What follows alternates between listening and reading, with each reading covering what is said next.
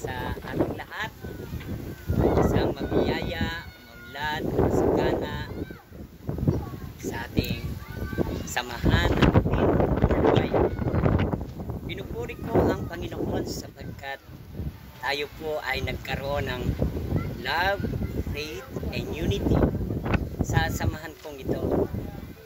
Ako po si Pastor Noel Jumampo na sa inyo po ay bumabati.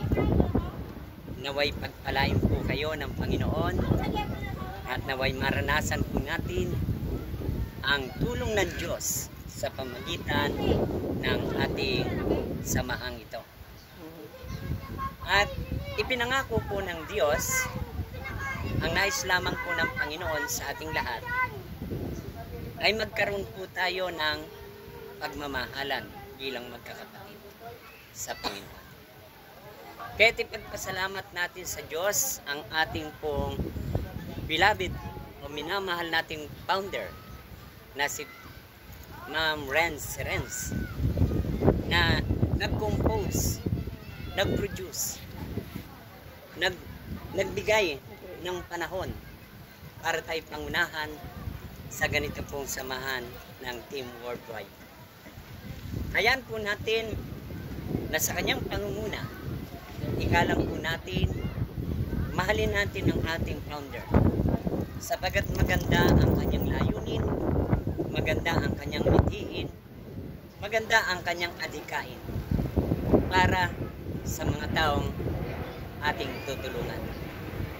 At itinuturo ng Diyos, ayon po sa banal na kasulatan, John chapter 13 verse 25 to 26 and 27.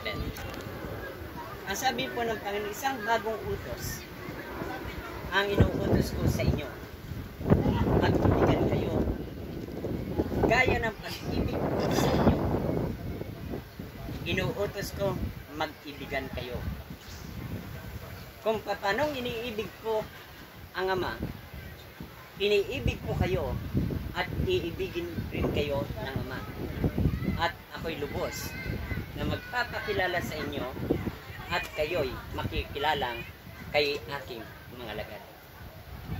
So tinuturo po ng Diyos ng bawat isa po sa atin na magkakasama sa Team Worldwide ay magpatuloy po tayo na ganapin ang kalooban ng Diyos, ang ayon sa kanyang kalooban, na tayo po ay magtulong-tulong, tayo po ay magsama-sama upang abutin ang mga taong kapuspalad, mga taong nasa gitna ng problema, kahirapan, ay wag po natin silang isnapin o wag natin silang i-reject, kundi atin po silang lapitan at atin po silang tulungan.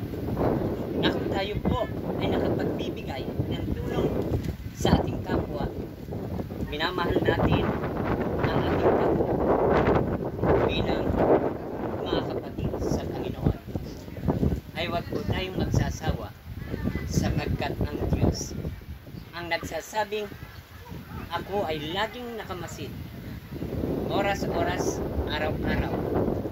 Pinagmamasdan po ng Panginoon ang lahat ng ating ginagawa. Kung kaya't kung tayo po ay gumagawa ng ayon sa kalooban ng Diyos, makabubuti sa ating kapwa-tao o sa lahat ng tao, sa pangunguna ng ating founder, titiyakin ng Diyos, lahat po tayo ay mapapagpala, lahat po tayo magkakaroon ng kapakinabangan sa lahat ng ginagawa natin sa bawat tao na nangangailangan ng tulong. Kaya mga kapatid ko, huwag tayong magsawa. Samahan natin ang ating founder. Samahan po natin ang ating founder si Ma'am Renz sa Team Worldwide upang mangyarit maganap ang lahat ng kanyang magandang layunin, adhikain at pangarap sa bawat tao naghihirap, nasa gitna ng mga pangailangan. Tayo po ay tumulong, magbigay, sapagkat ang nagbibigay ay bibigyan ng Diyos. Ito'y siksikliglig